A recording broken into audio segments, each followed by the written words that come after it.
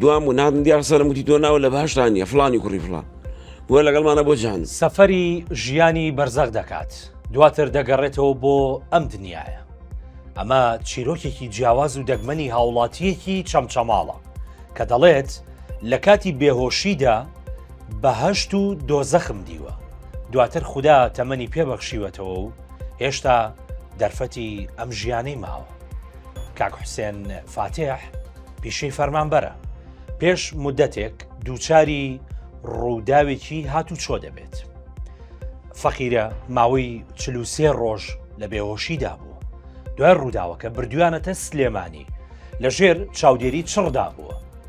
محەممەد وهابی پەیامنێرمان سەردانی کردووە بۆی باس کردووە دەڵێت لە بەهەشت و دۆزەخ ناوم نەبووە بەڵام هەموو ئەو خزم و کەسانم بینی کە پێشتر وەفاتیان کردووە.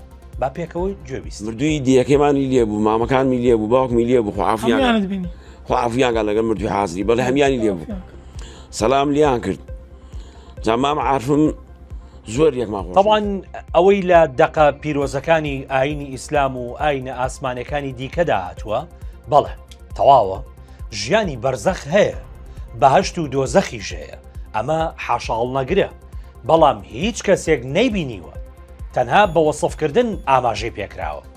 کاک حوسێنیش دەڵێت کە منیان برد بۆ دۆزەخ 3 جار لە لیستەکەدا گەڕان لەوێژ ناوم نەبوو. منیان بردە دەرگی جەهەنم ئەم جێقەتی جوانیدا سەیریکە خامیێ سپیزلی بەدەسەوە بوو سەیریکەی بتیتیای نیە.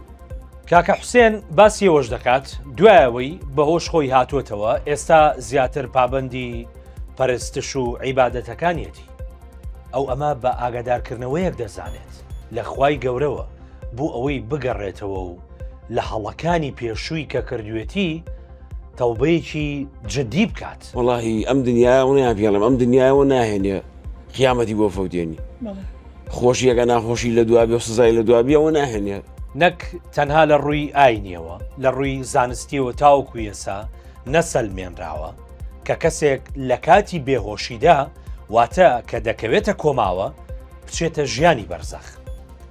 ئەو ژیانە زیاتر چەمکێکی ئاینی و ڕۆحیە پەیوەندی بە دوای مردنی مرۆڤەوە هەیە چکە زانستی پزیشکی دەڵێت لە کاتی بێهۆشیدا مێشک چالاکیە هۆشیاریەکانی ڕادەگرێت و جەستە دەکەوێتە دۆخێکی فیسۆلۆجی تایبەتەوە. ڕووداوات و چۆکە لە 2 شوباتی 2016 ڕوویداوە واتە پێش 10 ساڵ. ئەمە وەک کاک حوسێن دەڵێت ئێستا دەیجێڕمەوە تا ببێتە وانەیەک بۆ ئەو خەڵکەی لە دنیا هێشتا لەسەر توانە و تااقەتی خۆیەتی و بەدەم خەڵکی تر و عیبادەتەکانیەوە ناچێت.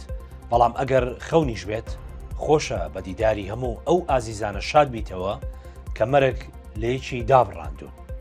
بمێنن بە سەلامەت.